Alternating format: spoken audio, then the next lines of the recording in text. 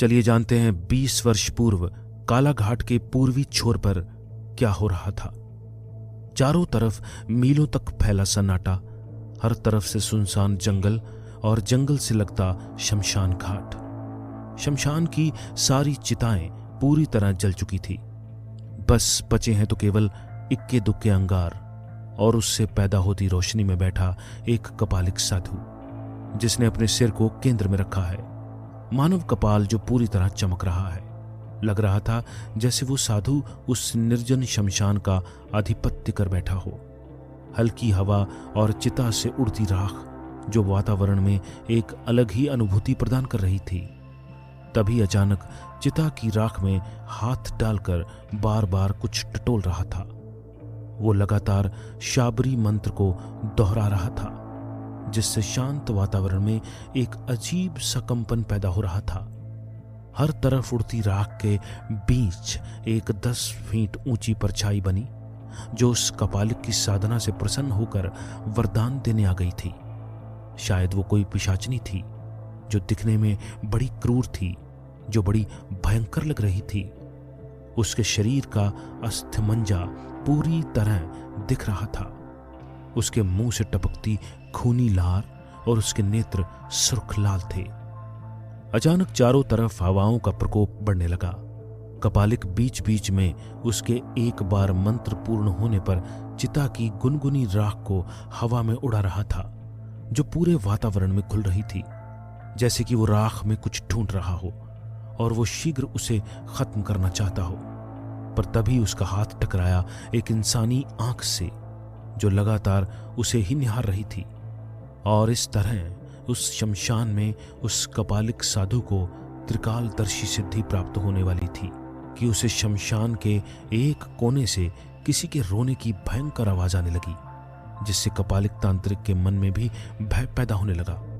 वो रोने की आवाज लगातार बढ़ रही थी, जिससे शमशान की शांति भंग हो गई और शमशान की पैशाचिक शक्तियां भी उसकी तरफ बढ़ने लगी, जिससे कपालिक तांत्रिक की सारी मेहनत बेकार हो गई और वो आंख विलुप्त हो गई। वो क्रोध में उस आवाज को खोजने के लिए शमशान के गर्त में गया तो उसने देखा एक छोटी दूध मुंही बच्ची जोर जोर से रो रही थी, जिसे कोई रात के अंधकार में मरघट के किनारे छोड़ गया था। वो कपालिक उसे देखकर अपने सानिध्य में ले लेता है, ताकि शमशान की महाभयंकर पिशाचनी जो उसकी ओर बढ़ रही थी उसका भक्षण करने के लिए, क्योंकि शमशान में पिशाचनी रात्रि में किसी को बाधा डाले नहीं देती, परंतु वो कपालिक के अधीन थी और अपने स्वामी का आदेश उसे हर हाल में मानना पड़ता है। वो कपालिक उसे अपनी बेटी की तरह रखता है और वो उसका नाम मणिकर्णिका रख देता है। मणिकर्णिका भी समय के साथ साथ तांत्रिक को अपना पिता समझती है, क्योंकि कपालिक के रूप में उसे माँ, पिता और गुरु तीनों ही प्राप्त हो गए थे। शमशान में उसका पिता ही उसका गुरु था। वास्तव में अपने उत्तराखंड में गुप्त काशी, जिसे वर्तमान में उत्तराकाशी भी कहते हैं, पुराणों में इसे बाड़हाट भी कहा गया है। ये गोमुख के नजदीक है। यहाँ पर भगवान शिव का काशी विश्वनाथ मंदिर है और साथ ही है मणिकर्णिका शमशान, जहाँ पर आज भी केवल गुप्त रूप से ही अघोर साधना करते हैं। ये क्षेत्र हिमालय के बहुत निकट है, या यूं कहें कि ये क्षेत्र शाक्त संप्रदाय और कपालिकों का प्रमुख केंद्र था। यहाँ पर कपालिक और शाक्त दोनों संप्रदाय साधना करते थे, क्योंकि यहाँ से थोड़ी दूरी पर आदि शक्ति का प्राकृतिक टापू ही श्री यंत्रनुमा है। दंत कथाओं के अनुसार हिमालय का ये वही क्षेत्र है जहाँ देवी दुर्गा की उत्पत्ति सभी देवी देवताओं के तेज पुंज से हुई थी। कपालिक तांत्रिक ने मणिकर्णिका को हर प्रकार के तंत्र मंत्र और सब कुछ बता दिया था, परंतु कपालिकों में अधिकतर सिद्धियों में पुरुष ही प्रधान है, तो वो बस सीमित ही सीख पाई, क्योंकि कपालिक अथवा कालमुख में पुरुष को प्रधान माना गया है। वक्त से पहले ही वो अभूतपूर्व सिद्धियों को हासिल कर लेती है, जिसमें किसी अन्य को काफी वक्त लग जाता है। वशीकरण, वशीभूत, उच्चाटन, कीलन और विद्वेषण में उसकी अच्छी पकड़ बन गई थी। समय के साथ साथ उसकी आयु बढ़ी और वो एक कुशल तांत्रिक बन चुकी थी।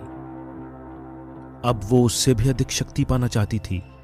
उसके पिता ने उसे एक मार्ग बताया और कहा, तुम्हें शाक्त परंपरा में जाकर और अधिक शक्ति मिल सकती है, जिसके लिए तुम्हें खोज करनी होगी एक ऐसे पुरुष की जो अविवाहित हो और उसके पास वंशजों से प्राप्त शक्तियां हो, तो उससे तुम भी शक्ति प्राप्त कर सकती हो।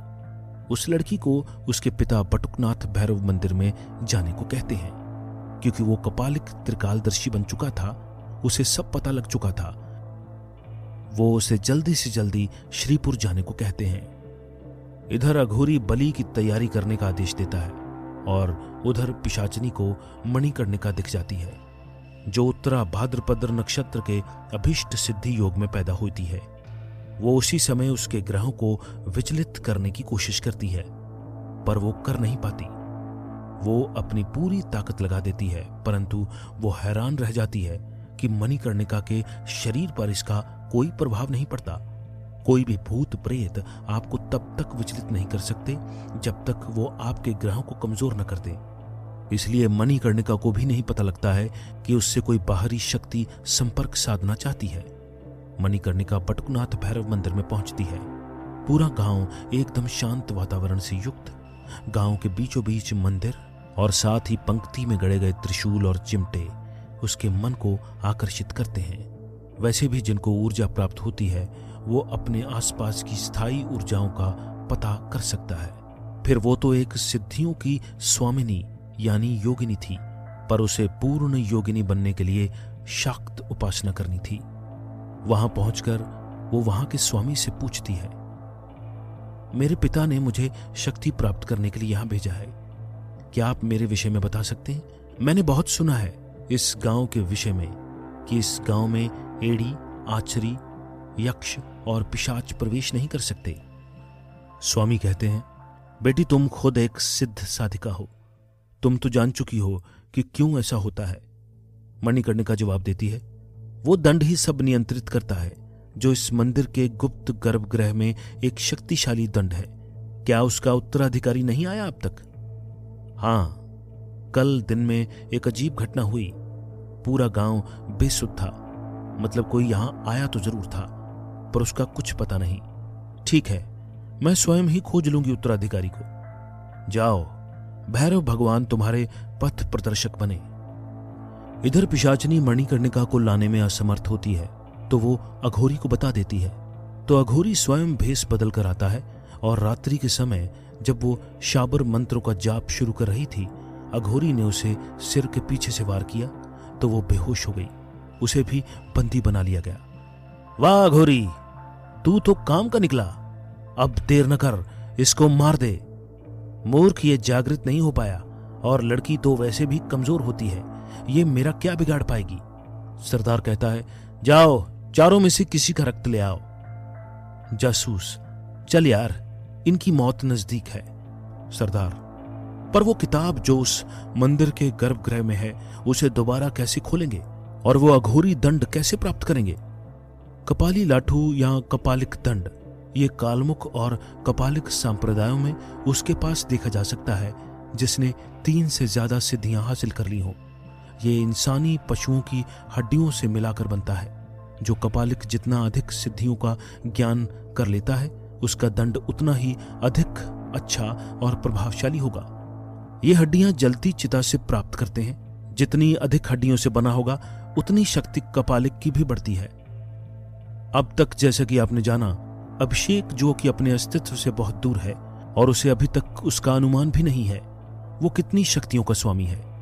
अभी तक आप जानते हैं कि अभिषेक को तो अघोरी ने पहले ही बंदिक बना लिया था, पर अब मणिकर्णिका को भी उसने बंदी बना लिया था और अभिषेक और 2 अन्य लोग वहां पड़े थे। कोठड़ी में इतना अंधेरा है कि यह अनुमान लगाना भी कठिन है कि कोई और भी वहां है या नहीं।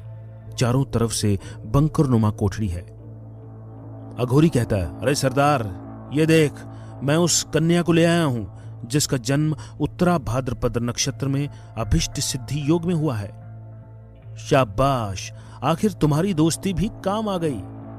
हाँ, रुको, मैं अभी मालिक को फोन करके बता दूं कि तुमने उसे पकड़ लिया है। सरदार स्टाइल में फोन निकालकर बात करता है जैसे सब उसने किया हो।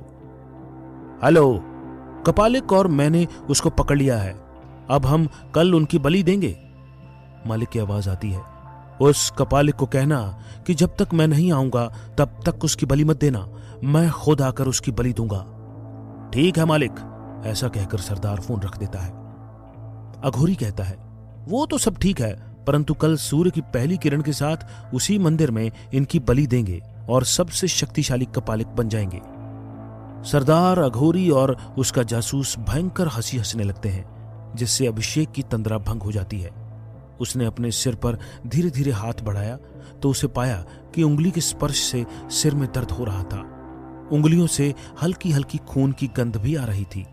अभी तक वो बस स्मृतियों में ही था, तो उसे दर्द की हल्की भी अनुभूति नहीं हो रही थी। पर अचानक से उसके हाथ लगते ही दर्द शुरू हो जाता है और बोलता है, बचाओ कोई मुझे। तभी मणिकर्णिका की भी तंद्रा भंग हो जाती है। मणिकर्णिका, कौन है यहां और मैं यहां कैसे आई? अभिषेक, मैं मरने वाला हूं, कोई तो मेरी मदद करो। मणिकर्णिका मन ही मन शाबर मंत्रों का आह्वान करती है। वो शाबर मंत्रों का प्रयोग करती है, परंतु उसका कुछ भी फायदा नहीं होता, क्योंकि जिस जगह वो थे वो एकदम गुप्त थी, इसलिए उसके मंत्र काम नहीं कर रहे थे। अभिषेक अपने आप उठ जाता है और इधर उधर भटकता है। अचानक उसकी टांग किसी चीज से टकरा जाती है और वो गिर पड़ता है। तभी उसकी नजर सामने की तरफ पड़ती है तो उसकी आंख चौंधिया जाती है। उसे अपने दोस्तों की लाशें दिखती हैं, पर वो मंद कदमों से आगे बढ़ता है और देखता है कि उनके शरीर पर जगह जगह चीरे लगाए गए हैं, जिनसे रक्त बह बहकर निकल रहा है, मानो वो हादसा अभी हुआ हो। वो रो पड़ता है, उसकी आंखें भर आती हैं। आखिर वो कर ही क्या सकता था। थोड़ी देर बाद मणिकर्णिका भी उसके पास आ जाती है और कहती है, कौन हो तुम? यहां कैसे आए? मैं अभिषेक हूं। मैं तो प्राचीन बटुकनाथ भैरव मंदिर में था, मैं यहां कैसे आ गया? कौन हो तुम?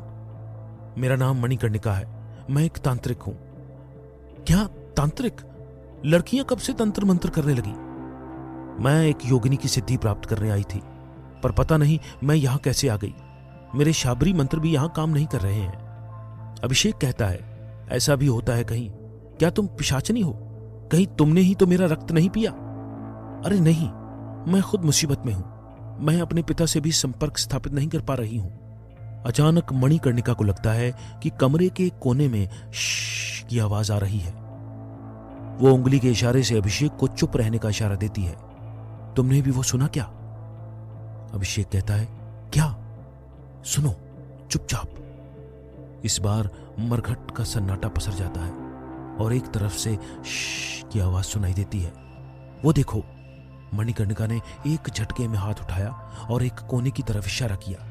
जैसे ही अभिषेक ने मुंडी घुमाई तो उसे जमीन पर रेंग कर चलती हुई लाश दिखाई दी। वो लाश धीरे धीरे खिसकती आ रही थी। जैसे ही वो थोड़ा नजदीक आई, अभिषेक पूरी तरह पसीने से भीगने लगा और उसके दिल की धड़कनें रेलगाड़ी के इंजन की तरह जोर जोर से धक धक करने लगी। वो लाश आराम आराम से आगे बढ़ रही थी। वो लाश जमीन पर नहीं बल्कि हवा में खिसकते हुए आ रही थी। पहले वो एकदम शांत थी।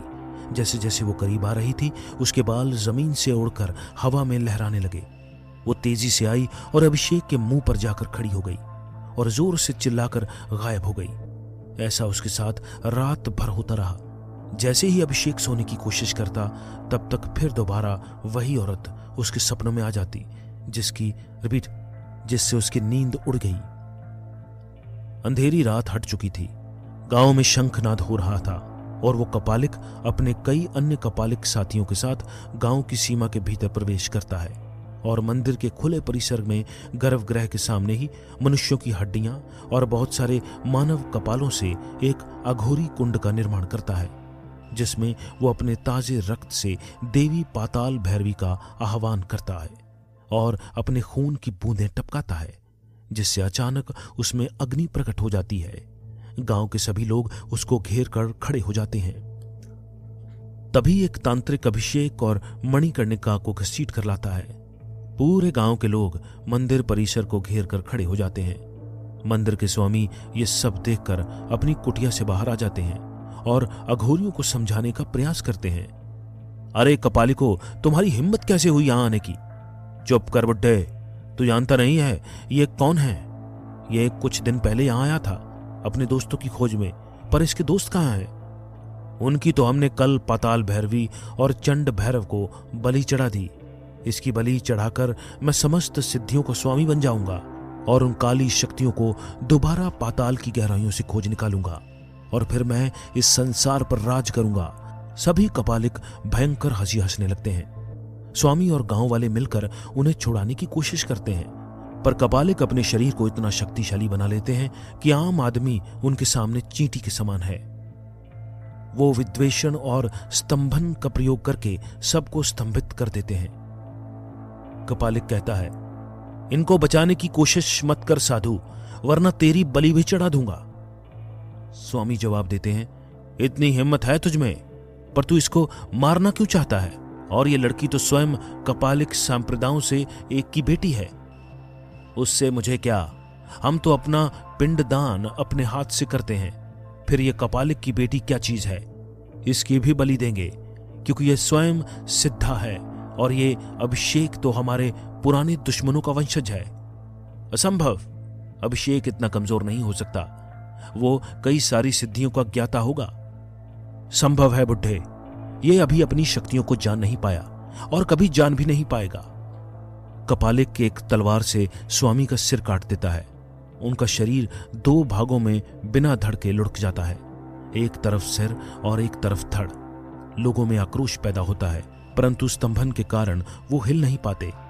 देख लो, जो बीच में बाधक बनेगा उसका यही हाल होगा। लोगों में भय पैदा हो जाता है। मणिकर्णिका और अभिषेक ये देखकर डर जाते हैं। उन्हें अपने सिर पर मंडराता काल नजर आता है। बस मृत्यु पाश कपालिक के हाथों में है। मणिकर्णिका अपने को बचाने के लिए अंतिम प्रयास करती है और शाबरी मंत्रों का जप शुरू कर देती है। इससे केवल उसके स्तर के कपालिक ही प्रभावित होते हैं। उससे ऊपर शक्तियों वालों पर उसका कोई प्रभाव नहीं पड़ता। वो हताशा और निराशा के भावों से भर जाती है। मणिकर्णिका अपने पिता से सहयोग की आशा से मन ही मन ध्यान करती है।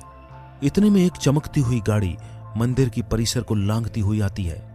जैसे ही कोई उस गाड़ी से उतरता है तो अभिषेक का चेहरा गुस्से से लाल होने लगता है।